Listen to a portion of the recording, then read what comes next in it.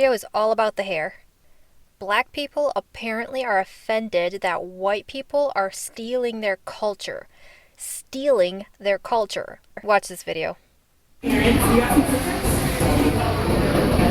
saying that I can't have a hairstyle because of your culture? Why? Because it's my culture. Do you know what locks mean? Do you know it was in Egyptian culture? Are you Egyptian? Nah, Brad, you're not. Are you Egyptian? No, but it doesn't matter. Wait, where's Egypt? Tell me. You know what, girl? Dude, go. You have no right to tell me what I can grab. Huh? Where's Egypt? Yo, girl, stop touching me. Yo, girl, stop touching me right now. Get off of me. Come back. You put your hands on me? No, where? Like, you know, makes up nice custom shit hands on because me. of what hair I have? That's no reason, yo. I don't need your disrespect. I don't need your disrespect. Why are you filming this? Just for everyone's safety. Poor guy, he stood his ground. If I am correct on this, she's the one who was grabbing at him, so what's with the blaming? These so-called dreadlocks do not belong to the African culture. It doesn't belong to Africa. They don't really belong to any one nation. Instead of copying what other people said, I decided to research this for myself.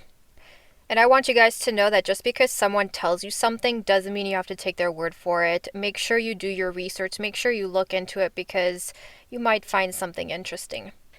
This article says historians and anthropologists have found evidence of the dew, referring to dreadlocks, in ancient Egypt, Germanic tribes, Vikings, Pacific Islanders, early Christians, the Aborigines, and the New Guineans, as well as the Somali, the Gala, and the Masal, the Ashanti, and the Fulani tribes of Africa. Further down it says, bear in mind though that the actual term dreadlock comes from the Rastafarian culture, and I will explain that towards the end of this video. In this article it says dreadlocks have been discovered on mummies in Peru dating back to some time between 8200 and 8800. The Aztec priests dating back to the 14th and 15th centuries traditionally wear the hair is in matted locks. Matted locks is referring to what today is known as dreadlocks. That term came about in the 1950s, I believe, 1930s, which I will explain again at the end. So keep in mind that in early history, there was no English language, so they couldn't call certain hairstyles braids, cornrows, or dreadlocks. In this case, the dreadlock is matted hair. The earliest mention of matted hair comes from India in the Hindu religion. The god Shiva was first mentioned by name in the Rig Veda about 1500 BC, but his existence goes back another 1,000 years under the name of Rudra. Him and his wife Parvati were noted to have matted hair. Check out this wise guy's website. He writes that Shiva had dreadlocks but also black skin. And I'm assuming this was written the way it was to give credit to black people for coming up with dreadlocks thousands of years ago. But I looked into it. I came across this forum asking the same question, which led me to look at Shiva Purana Mahatyam, which I found at the Wisdom Library describing Shiva. In chapter 4, verse 43, it says he had the brilliance of 10 million suns. In 44, his neck had a blue hue, but look down at 45, he was white in complexion. Rasta guy, you should have looked into your facts. Sorry, but not sorry. The Gulf News says, historically, hair is associated with charm and power. Probably nowhere in the world has so much imagination, thought, and artistry been applied to hairdressing as in India. Not only the common man or woman, but also the deities are identified with their unique hairstyles. While Shiva and Parvati wore their hair in matted locks or jata, early art shows Buddha's hair as curly. But look at the next paragraph. Since sculptures and paintings portray such interesting hairstyles that the global fashion fraternity still take inspiration from, they gathered a bunch of statues. But what I wanted to emphasize was that it says, the global fashion fraternity still takes inspiration from, which means countries from across the world at some point and today still are inspired by hairstyles from ancient times, from earlier times, even from around the world today. And the only people complaining about it are black people saying that other people are just stealing their style. Why are Italians not complaining? Why are Grecians not complaining? Why is no one else complaining except black people? And I'm not going to be politically correct here. It's either white or black, but this doesn't include all black people. There are still decent and well-educated blacks in this country and other countries who want to find the truth for themselves and won't settle for what other people say. In this case, this video is definitely for you. A photographer went to India to take these pictures, and though they're modern pictures, it still shows that these Indian holy men have kept to their traditions, including their hair.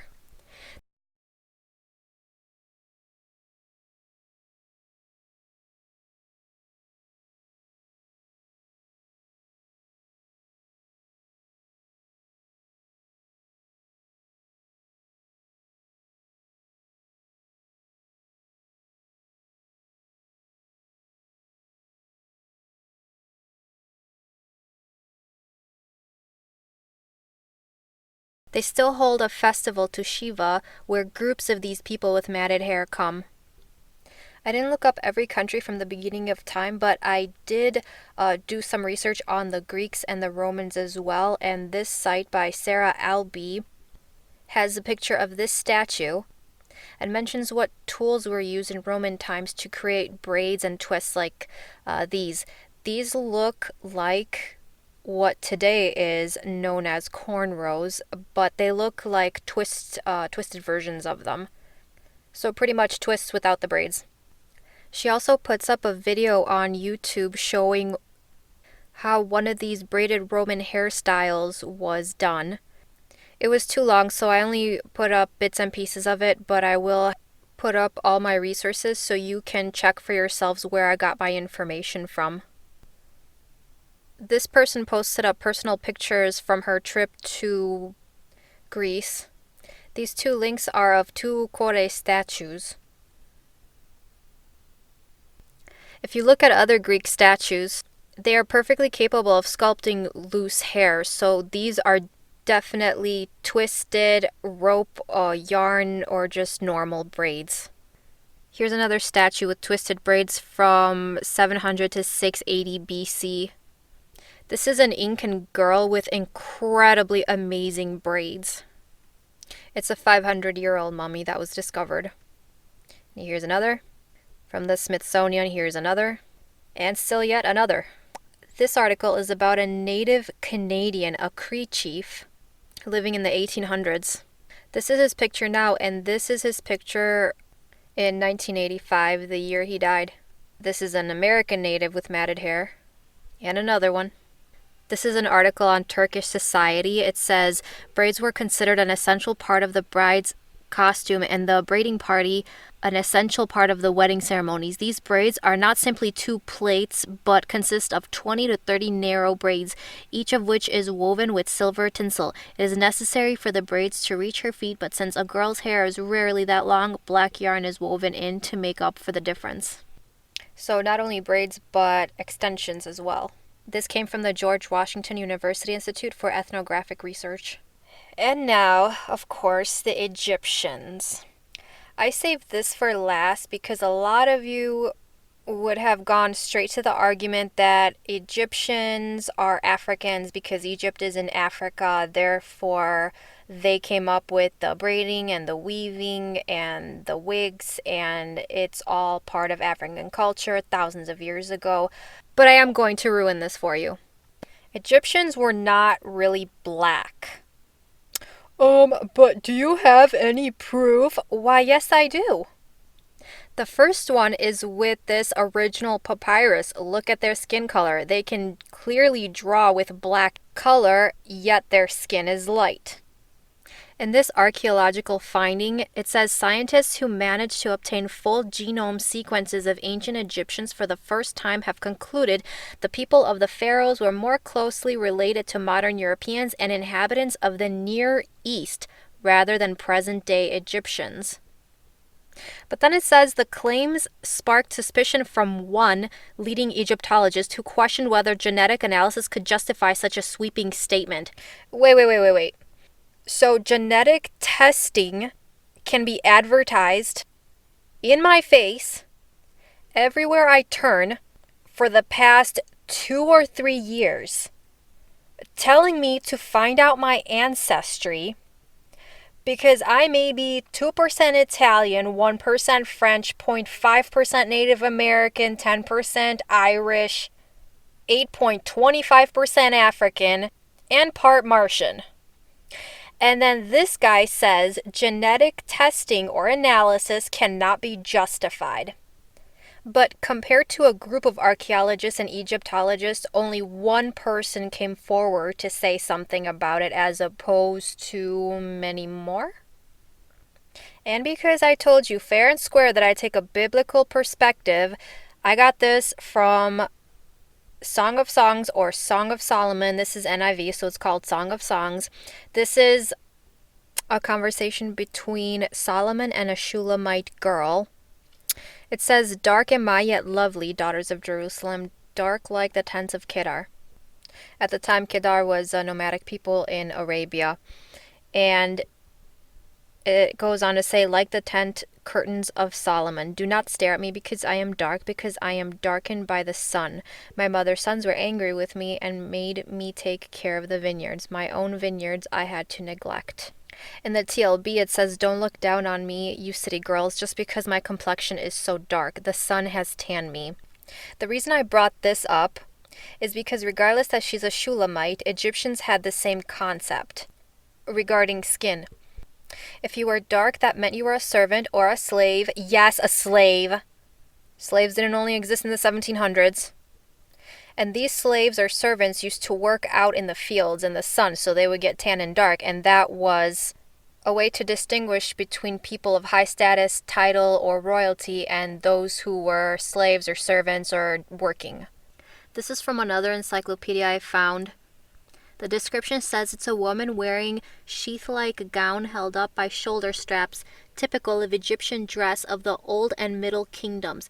Painted wood statue from the tomb of Meketre. I think I said that right. This is in the museum at Cairo. Look at her skin. Here's another one. They look tanned but not black. There is a big difference. This was from 1333 to 23 BC, and it's in the Egyptian Museum at Cairo. But before I get to my next article that has a more detailed description about what Egyptians look like, I want to take a look at Mesopotamia because it does have mention of braiding. First, look at these dates. It says the Sumerian civilization was established before 4000 BC and reached a high level of culture between 2700 and 2350 BC. But those dates are not exactly correct. They're off by about 1,000 years with the establishment of high culture. But this civilization could not have been established before 4000 BC because the Egyptian civilization itself did not come around and wasn't discovered until 2180 BC, give or take, by Noah's grandson after the flood. Mizraim is Aramaic for Egypt. This was a time when things were toning down after a very flooded world.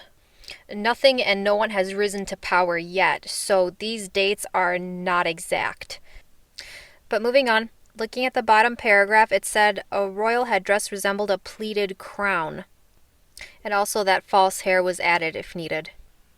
And then in the Minoan and Mycenaean culture, it says their hair was looped and braided and dressed with jewels, pearls, and ribbons. This is from Judges 16:13 in the KJV. It says that Samson had 7 locks on his head. In the NIV, they're called 7 braids. And remember, they didn't have terminology for cornrows or dreadlocks. They called them whatever they thought that they should be. So it could have been dreadlocks, but they were actually braids. They could have been braids, but they were dreadlocks. They could have been twists. But either way, he had 7 of them. Definitely not 7 pieces of stringy hair. This is an article that I probably should have put with the other Egyptian articles. It says, modern readers may be surprised to learn that the Egyptian artists represented Libyans and the pre-Israelite inhabitants of Canaan as having fair hair and light eyes, in sharp contrast to Semites who were depicted as having black hair, dark eyes, and prominent noses. Hittite warriors were shown with even more markedly Armenoid features, and Africans from Nubia and further south are given the characteristic Negroid features recognizable today. And here's the part about the Egyptians. Egyptian males were distinguished by light brown skins and straight black hair, although Egyptian females were portrayed as having markedly lighter skins than the males. It has been suggested that this is because the ordinary Egyptian male would have spent more time outdoor than females, whose household duties would have tended to keep them in the shade. This came from Race in Ancient Egypt and the Old Testament from Scott Townsend Publishers. Here at dictionary.com it says the first recorded mention of the term dreadlocks was between 1955 and 1960. In Merriam-Webster, it says the first known use of Rastafarianism was in 1938. The term Rastafarian comes from the name Ras Tafari, which is Haile Selassie, who was apparently seen as a god by the Jamaicans. And this was back in 1936. In this article, it says the term cornrow, also known as cane row, has agricultural associations and originated in the cornfields where American slaves labored and the cane fields where Caribbean slaves toiled. The slaves would plow straight rows and sow seeds. They applied the same concept to their hair, using combs to stimulate the tools used in the fields to make thin parts in their hair, the symbolic soil. Now look over to the next paragraph. It says, cornrows can be traced back to ancient Egyptian times. Sculptures and hieroglyphics of people wearing cornrows and braids have been found from the Old Kingdom's 3rd and 4th dynasties. Look at the dates. That's an estimate. Should be about 500 years less. In this article about African art and culture, it says priests' hair was allowed to grow into long matted locks in the style known as mpese, and I hope I said that correct. It's a term sometimes translated as I don't like it. Uncut hair is usually associated with dangerous behavior. Madmen let their locks grow, and the same hairstyle was worn by royal executioners. This is from 1950. Check out this documentary. I uploaded bits and pieces of it because it was too long, but you can see the full one in my resources.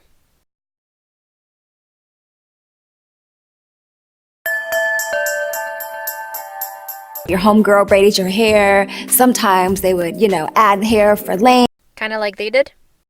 You might have someone who's doing a fishtail braid, which is just one big braid in the back. You might have someone who's just doing two, as we call them, French braids, right? And then when we think about cornrow style technique, it gets really complex. Cornrowing, as we know it, is a very African thing. Not really. A statue. We found a statue, and she doesn't show the statue. She doesn't show where it is or the date on it.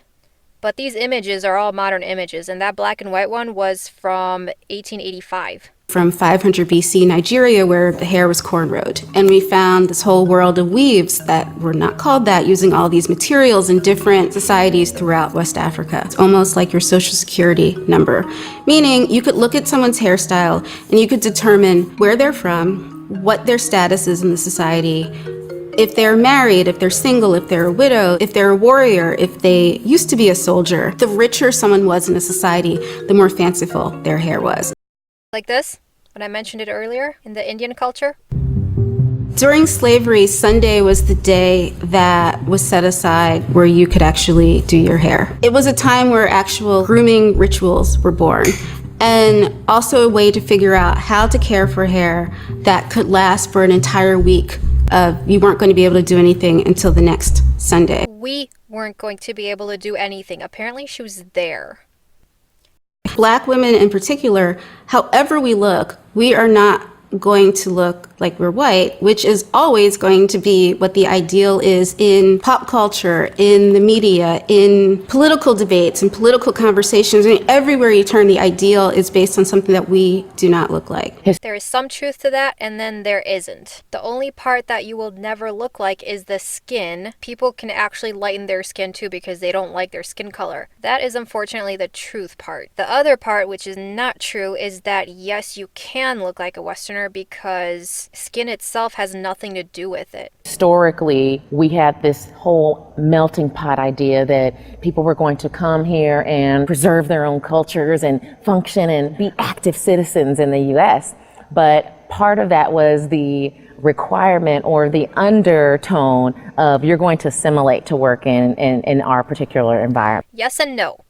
You cannot really fully preserve a culture in a foreign place if that place is foreign to you. You have to go to your country to preserve your culture, just like other countries of the world today should be doing.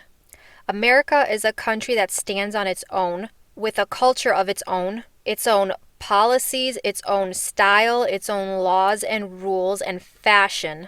If people come here, when they come here, they cannot come here with the idea that their culture is more superior, better, and will be preserved at all costs. Because people are here in this country for a reason, and that's to not be in any other country. So when you come here and expect to be a citizen and get all the benefits of a citizen, you have to actually be that citizen. America becomes your first priority, and any other country comes in second. That's not to say you forget about your roots and where you came from. You just cannot emphasize the place you came from because you are here for a reason. This country is now your country, so there must be some sort of conformity. And as a lot of Black people were leaving the South and moving to northern cities, braided hair on adults was seen as this country old-fashioned way of styling hair. And the idea is that if you're moving to the city, you wanted hair that looked cosmopolitan and sophisticated. And for women, that meant straight hair. So there was a moving away of braided hair because you didn't look cityfied. In the 50s, especially by the 60s, there were always currents of Black women, particularly on college campuses and on both coasts, who cornrowed their hair. And by the late 60s and early 70s, the style had really caught on. It was on television, if you think of Kim Fields on Facts of Life and Janet Jackson on Good Times. They often wore their hair in two braids. For me, it was so important to see someone who looked like me on television. And braids were the things that connected us outside of just being Black girls. Okay, famous people do something, but the crowds don't follow. These people don't have regular, everyday, average lives like the rest of us do. The famous people you mentioned may have done what they did, but no way that the crowds followed. Take a look at this Kim Kardashian news item that came out. I had no idea about it until I saw this documentary. So the claim is that she has boxer braids inappropriately termed and used, and suddenly the masses followed, all white people. But I have been across the U.S. in the past few months, and I saw not one person with anything similar to those braids. I don't know what she's famous for, but she does it for whatever reason. However, average people who have jobs, go to school, have families, and priorities, they cannot do such things with their hair. Their hair has to be manageable. Every morning they have to get up, be able to do their hair within minutes, seconds even, and get out the door. In a place of business or school, there are expectations and standards. There is an employee handbook, a rule book, a guide, something to follow to let you know that everybody is held to the exact same rules, no exceptions. And that includes hair. On TV. Brandy and Moesha, Poetic Justice. I remember seeing Patra. Alicia Keys started the backwards braids, which was so cool. Everybody had braids. It was like the thing in hip hop in general. This girl was full of the hip hop spirit. And so is she. And her.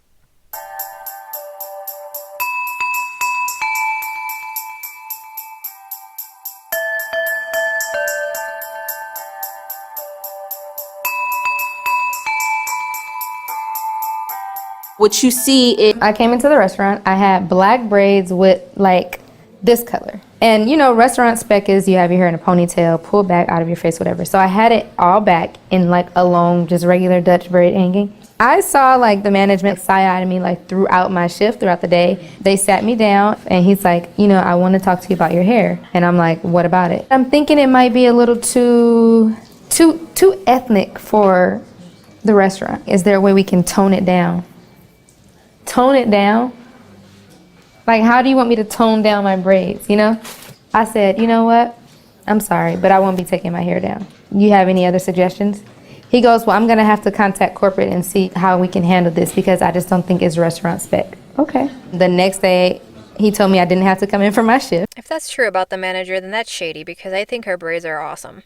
However, there's always two sides to a story. I don't know the other side of it, so I can't fully make a comment on this, but I will say this. A place of employment has rules, handbooks, expectations, and they apply to everyone. Her hair is not naturally blonde. It's not the braids that are the attention getter because I have seen these quite a few times when I was a kid. I have seen yarn braids and the cornrows as they call them. And it's just nothing new. However, her color is not normal. Not for her ethnicity. So I can see that aspect and how it may be a problem if it's overemphasized. In this case, it is definitely because it's blonde. I don't know what kind of restaurant that was. It could have been high class. I really don't know. This may have been handled better on both sides. But again, I don't know because I don't know the full story. I don't know what the manager said or what place this was. People tell me like, oh, I gotta get my hair braided, but I gotta take it off Monday. Wait, you're black? Are my eyes deceiving me right now? My ears really hurt though. Please learn to articulate and enunciate. I don't like it when people say, well, that's the way I am, so if you don't like it, tough. You can always better yourself. Because it's not corporate, you know, for work. Or the kids gotta come Friday because they got a party on Saturday, but they gotta take the braids off for school. How do braids affect education or my productivity at work? Because there are so many types of braids, and if they are distracting or obnoxious, people will not pay attention. It really depends on what kind of braids you have and the rules of that place. I'm offended. It offended me. You're straight up stealing. Give credit where it's due. It's an outrage. She is outraged. It's like you're calling these boxer braids. No, these are cornrows. It's not a new trend. Exactly. It's not a new trend, and they weren't always called cornrows or cane rows. They've been killing it, innovating it in Africa for years. Boxer braids, whatever the fuck those. Braids that boxers wear. Anybody that knows anything about braids will tell you that those were bad braids. I know I've been in braids all my life. I've never known a time without braids. It's the audacity to confidently name something that you did not create, that has existed for years. She admitted that herself. The audacity to confidently name something that you didn't create. Exhibit A. Exhibit B. Correct it. Just say like, you know what? We didn't come up with that, but it's cool. Like, we like it, but this is not ours. You know, we didn't come up with this. I was so bitter. I was telling people, if you call me to book an appointment for boxer braids, good luck on your appointment. You will not get it. it's deeply offensive that people who have made so much money off of taking these parts of Black culture and appropriating them would not even get the correct terminology behind them to just describe what they've appropriated. Like the terminology I just went over. No way an African looks like that naturally. Just no. Oh, my favorite. I still love him. Look at her before. Look at her after. Look at her hair. I don't care what she says. She cannot claim to be African at this point. That hair and those clothes are so African. And look, there's her ethnic hair. And it's guaranteed that not one of them make a single dime off of how they look. So apparently people have been passing around their articles or taking from other people's articles without actual investigation. I really wanted to know about this 500 BC statue that the one lady claimed that was found that she gave no proof about. So I decided to look up African culture, African art, African statues, anything I could find about Africans and braiding. This article claims in Africa, hair braiding can be traced back as far as 3,500 BC. I think she might have meant 3,500 years ago, which would bring it to around 1 to 2000 BC, which is more realistic considering that I just explained that even Egypt was not established or found until 2100 BC, after the flood, let alone any other nation being established and having anything to write on, pottery, statues. And this girl on her website claims the exact same thing, which she not only put in bold letters, but underlined 3500 BC without actual proof of how she got those numbers. By the way, for proof of the numbers I just mentioned earlier about Egypt being founded, it is in my resources with archaeological findings, as well as biblical findings. This is Faustina the Younger, or Faustina the Second, dated around 130 to 175 AD, and that is known as a beehive hairdo or braid, but I'm sure it had a different name in their language and their time. This is Faustina on a coin. Check out her hair. Those look like twisted braids or twisted rolls, aka twist cornrows. This video shows how to recreate that hairstyle. Look at the braiding. This is a statue of Plautilla. This is around 200 AD. This is Plautilla on a coin. This is Berenice, again with the rows of twisted hair. She was from Cyrene, but she married an Egyptian king. She was not Egyptian. So I kept looking to see if I could find that statue from 500 BC that was mentioned. So I looked into museums, online, at pictures, any article I could find, and very few things came up except for one thing that kept being mentioned over and over again. In the 5th century, which is 500 BC, the Nok culture had terracotta statues. They are today's Nigeria. But I found no cornrows. There is this one statue that has some braiding, but it's not the cornrows that she mentioned, and definitely not the cornrows I've seen. So I thought maybe I might get better results if I changed the date. So I went from 500 BC down to 100 BC, and I still came up with minimal results. About the same statues, just a few changes. But there is this one article I found that I had to mention because of all this accusation of stealing and appropriation and taking things and making it to a different cultural norm. It says African art got even better in the Middle Ages after about 400 AD. By this time, nearly all of the people of Africa were trading and getting richer and making more complicated pieces of art to show off their new wealth. They were also interacting with people from all over Asia and Europe and with each other, and experimenting with mixing different artistic traditions. Emphasis on experimenting with mixing different artistic traditions from their journeys over Asia and Europe and wherever else they went and the people that they met.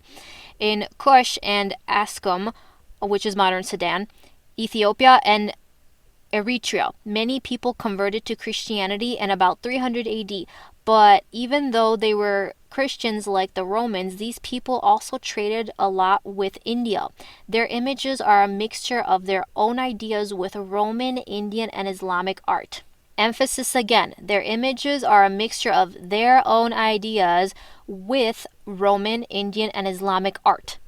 So they thought it was a good idea to take bits and pieces of what they've seen in the world and add it to their own traditions and their own ideas and their own art to make up something different, something new, something improved, kind of like hair, right?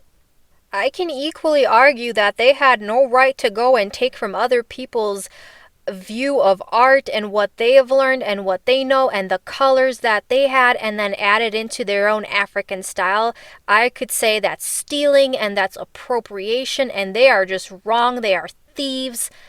Kind of like black people are accusing white people of doing today, right? However, I'm not going to do that. One, because it's stupid, and two, because it's art and it's just hair. But that picture does look like an improvement.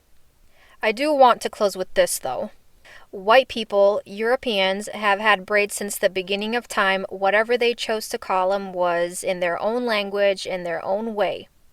But in those times, they didn't have the kind of lifestyle we have today in modern times. They could sit and do their hair for hours. It was, in some circumstances, a necessity, a requirement, your status, your identity. There were no modern tools, there were no modern conveniences, so they had the time to do this stuff. Braiding is no easy task. But as time progressed, especially to today, people want something they can work with fast. There is something very unique about America. Americans like progress. They like the next new thing. They like to invent something new. They like to keep going forward. This is especially evident in the turn of the century with the light being invented, electricity, the phone, and then steel. Henry Ford with his assembly line and the cars being manufactured at a faster rate and higher numbers. Every single decade brought something new. The 20s, the 30s, the 40s, the 50s, the rockabilly dresses. In the 60s, the 70s, the bell bottoms, the flares, the afros, the hair, the music. In the 80s, you have the crimped hair and the loud colors and the really ugly shoulder pads. Then came the 90s, the Hawaiian shirts and the shorts. In the 2000s, the flares came back in a different style. Now it's the leggings, and they're, I think, a little better than it was in the 80s. But look at the phone. From the cell phone, you had the flip phone, then it went to a BlackBerry, which was epic, and then it was a touch screen, and now it's the iPhone, and whatever other phone is being invented every 2 seconds, being updated. People here like progress, so of course there's going to be progress with hair. It might have started out with intricate braiding and styling, but over time that has died down. Today's modern mom especially doesn't have time to do her hair for 5 hours. She's got to get up, she's got to get the kids out the door, she's got to go to work, and even today's dad. Everything is on the run, it's go, go, go. Hair has to be manageable, it has to be easy, it has to be quick. So yeah, white people let the braiding die down, and only a few are picking it up. Black people just like to do it more. That doesn't mean that white people don't. They just stop doing it because they like to keep doing something new. Nobody stole anything. You cannot own a hairstyle. You cannot own hair, unless it's on your head.